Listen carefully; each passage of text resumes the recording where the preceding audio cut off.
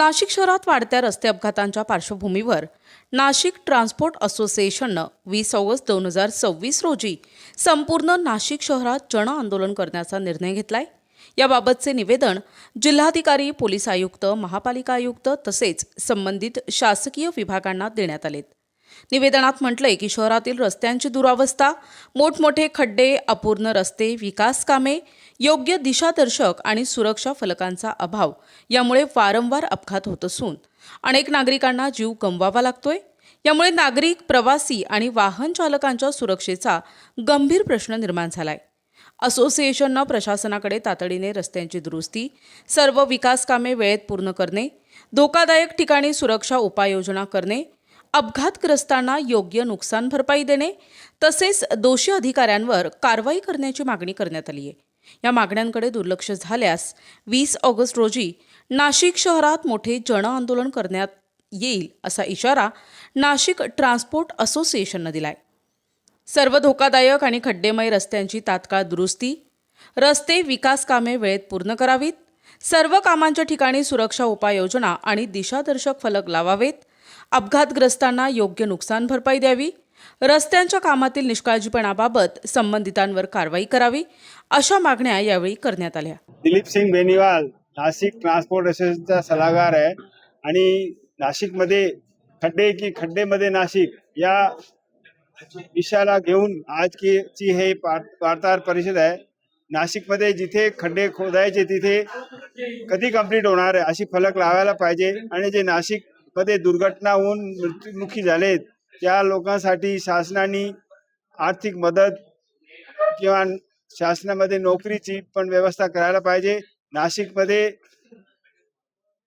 दुर्घटना नाही व्हायला पाहिजे, त्यासाठी जे काही सहकार्य शासनाला लागेल ते नाशिक ट्रान्सपोर्ट असोसिएशन करायला तयार आहे। आणि आमची एकच अपेक्षा, नाशिक दुर्घटना रहित व्हायला पाहिजे, इथे नाशिकमध्ये दुर्घटना नाही व्हायला पाहिजे आणि जे खड्ड्यामुळे प्रदूषण फैलता है त्याला पण थांबायला पाहिजे ऐसा आमची अपेक्षा है। जय हिंद, जय महाराष्ट्र। नासिक में खड्डे या खड्डे में नासिक, इस विषय के ऊपर आज हमने जो प्रेस ली है, हमारा एक ही बोलना है कि जो भी खड्डे नासिक में हुए जिसकी वजह से बहुत ज्यादा पब्लिक का नुकसान हुआ है, गाड़ियों का नुकसान हुआ है, जन हानि हुई है, फाइनेंशियली हानि हुई है, वो हानि फ्यूचर में ना हो, खड्डों को व्यवस्थित रूप से भरा जाए, सड़क जल्दी से जल्दी बनाई जाए, हर सड़क पर फलक लगाया जाए कि ये सड़क कब कंप्लीट होगी। हमारा विरोध सरकार के डेवलपमेंट से नहीं है, हम चाहते हैं नासिक डेवलप हो, लेकिन डेवलप करने के साथ साथ ये डेवलपमेंट कभी कंप्लीट होगा ताकि एक रोड कंप्लीट हो तो दूसरी रोड स्टार्ट हो। सब एक साथ में शुरू कर दिए तो पर्याय मार्ग कोई नहीं है जाने के लिए। सुबह एक रास्ते से जाते हैं, शाम को आते हैं तो वो रास्ता बंद मिलता है।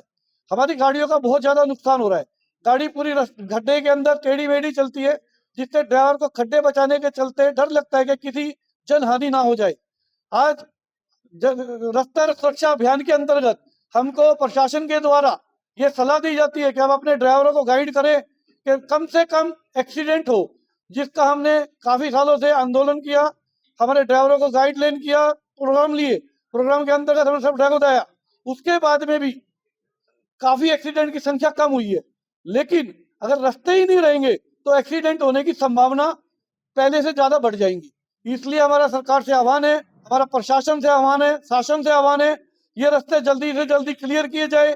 जो रास्ते कुंभ की वजह से नए बनने वाले हैं उनको एक साथ में पूरा ना तोड़ा जाए, पर्याय रास्ता चालू रखा जाए और जल्द से जल्द इसका काम किया जाए। जय हिंद, जय महाराष्ट्र, धन्यवाद। या पत्रकार परिषदेस अंजुम सिंघल, राजेश सिंघल, अवतार सिंह, जावेद शेख, तन्वीर सिंह, अरुण त्रिवेदी, भदाणे, विनोद वर्मा, रामेश्वर रुपेरी आदी उपस्थित होते।